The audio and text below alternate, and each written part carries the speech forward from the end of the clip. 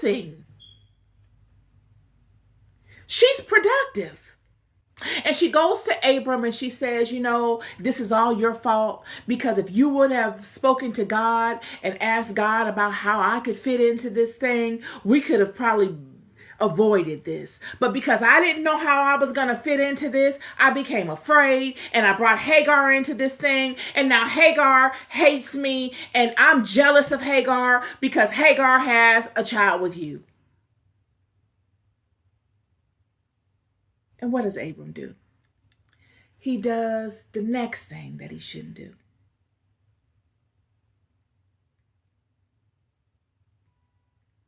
He tells her to do whatever she wants.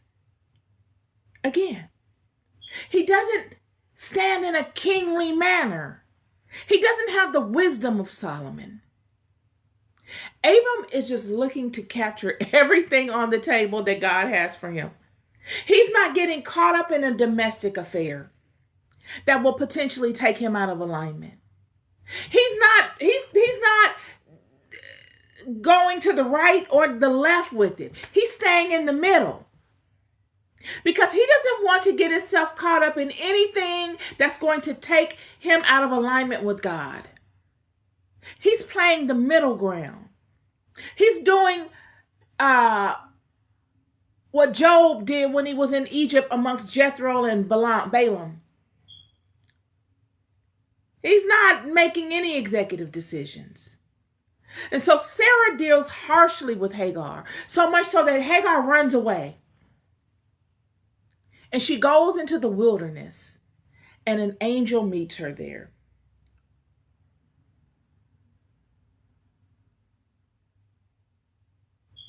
And an angel meets Sarah in the wilderness, and he says to Hagar, Hagar, Sarai's maid, whence camest thou? And whither wilt thou go? And she said, I flee from the face of my mistress, Sarai.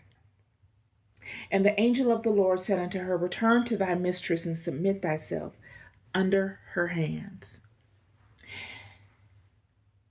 On one hand, in hearing this, one could be like, wow.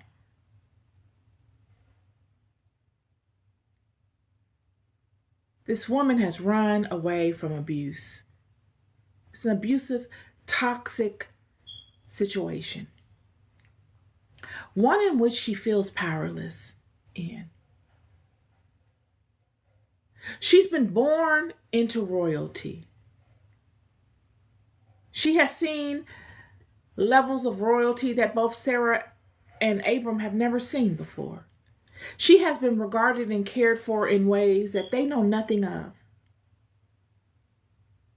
And she gets gifted to them. And in her being gifted, she's now married to this man and pregnant by him and abused by his wife. And the man doesn't care. Abram doesn't see Hagar as a person. He's so focused on himself. He's not involved at all. She's just a baby producer.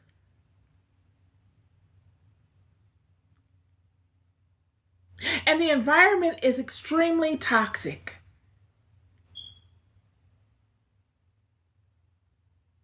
Everybody is using her. The only reason she's involved is because they could not produce. And out of fear, and also out of self-interest, they've involved her because she can produce.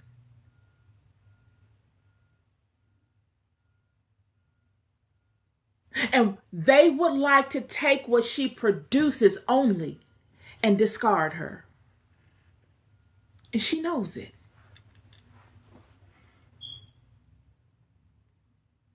Yet there's something within her that says, I deserve better than this. My creation is not established for this.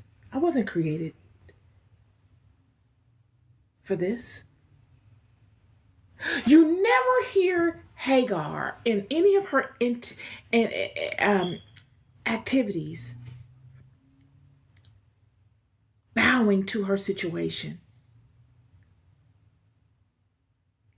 She knows something deep within her that nobody else knows, nor that she is interested in conveying.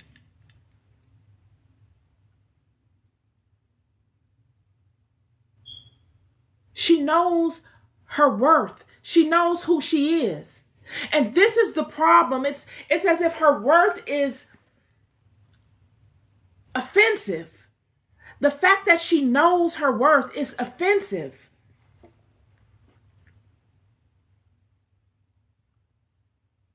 Yet she knows it.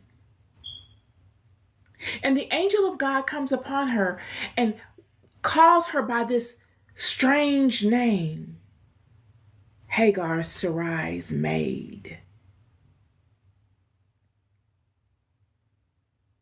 Whence camest thou? And whither wilt thou go?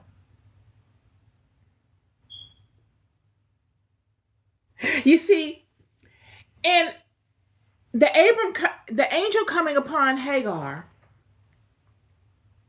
with this conversation is truthful. It was truthful. In that environment, in that setting, in that region, Hagar was known as Sarai's maid.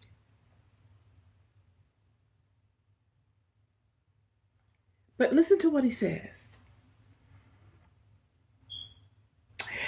And he said, Hagar, Sarai's maid, whence camest thou, and whither wilt thou go? And she said, I flee from the face of my mistress Sarai. In that setting, in that region, that is who she is. And the angel of the Lord said unto her, return to thy mistress, and submit thyself under her hands. And the angel of the Lord said unto her, I will multiply thy seed exceedingly, that it shall not be numbered for multitude.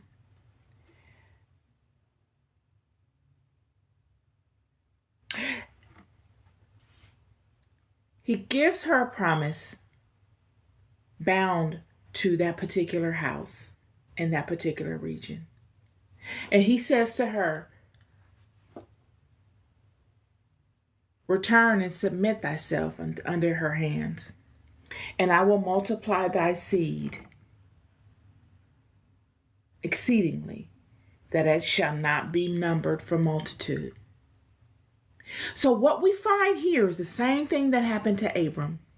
But the difference is that when God spoke these things over Abram, Abram had to do something also. He needed to go out and name the stars and then count them. Yet Hagar, her requirement is to go back to Sarah and submit herself under her hands.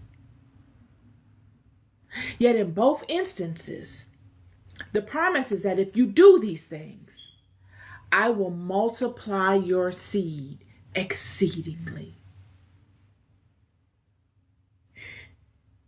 For Abram, it was, I will multiply your seed to the number of which you can show me your intelligence of. For Hagar, it is, I will multiply your seed exceedingly, and it shall not be numbered for multitude. You see, Abram is the root.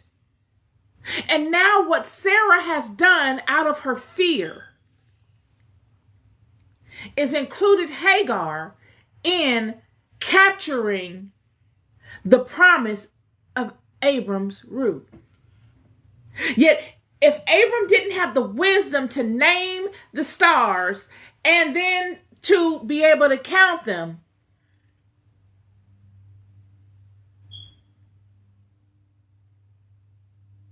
it would have limited how many would be born of him.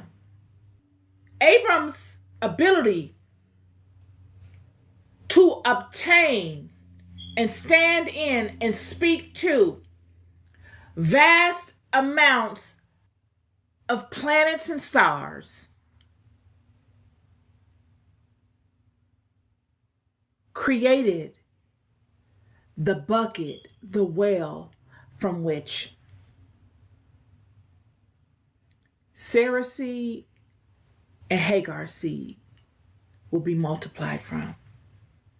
This is why God did not tell Hagar to count anything. Hagar's blessing would be dependent completely upon Abram's knowledge. And so was Sarah's.